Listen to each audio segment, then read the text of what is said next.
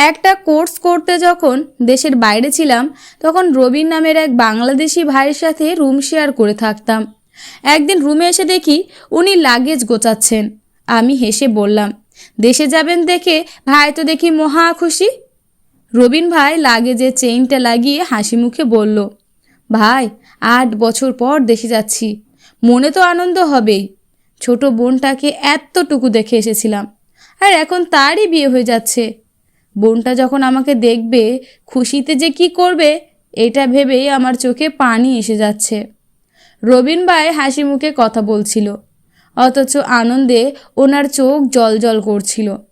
এমন সময় রবিন ভাইয়ের বাবা ফোনে ওনার কাছে জানতে চাইল, কিরে শুনলাম তুই নাকি দেশে আসবি?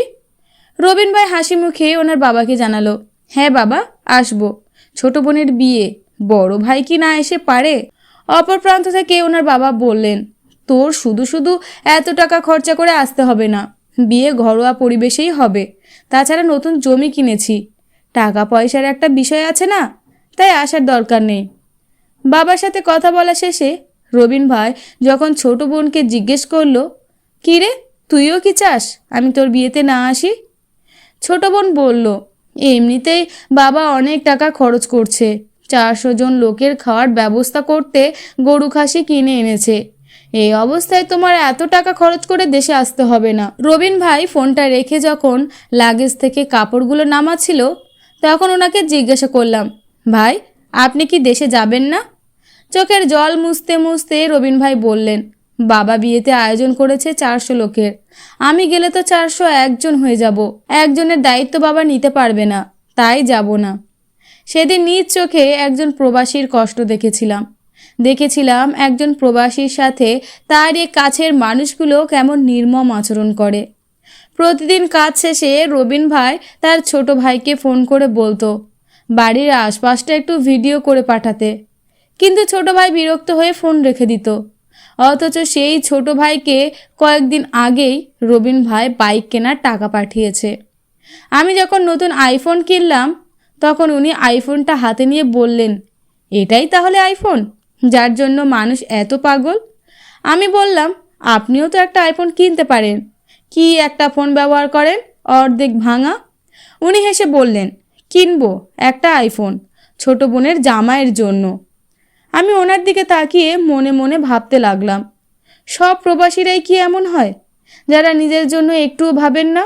প্রতিদিন রাতে রবিন ভাই খুব কাঁদতেন।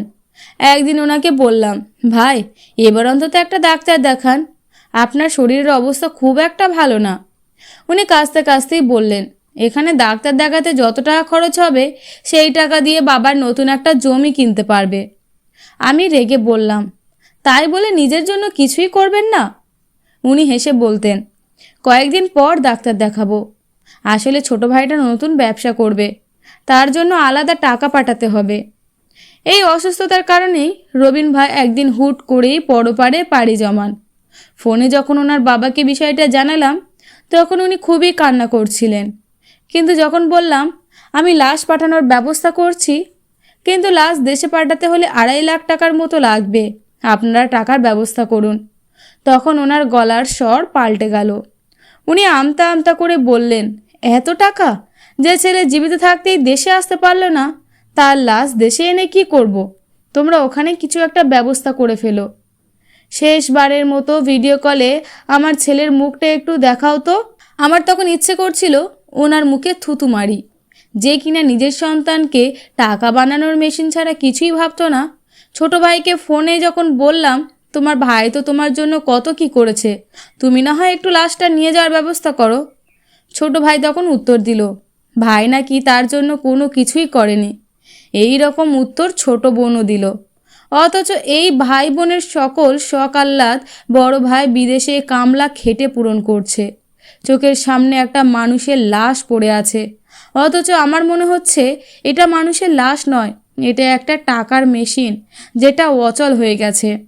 অনেক প্রবাসী আছেন যারা বছরের পর বছর দেশের বাইরে কাটানোর পরও তাদের পরিবার চায় না মানুষটা দেশে ফিরে আসুক। এক সময় সেই মানুষটা অমানবিক পরিশ্রম করতে করতে মারা গেলেও মৃতদেহটা পরিবার দেশে আনতে চায় না, টাকা খরচ হবে বলে। অথচ মানুষটা পরিবারের জন্যই আমৃত্যু কষ্ট করেছেন। টাকার কাছে মানুষ সত্যি অসহায়। টাকার কাছেই মানুষ মনুষ্যত্ব হারায়, মানবিকতা হারায়, হারায় বিবেকবোধ।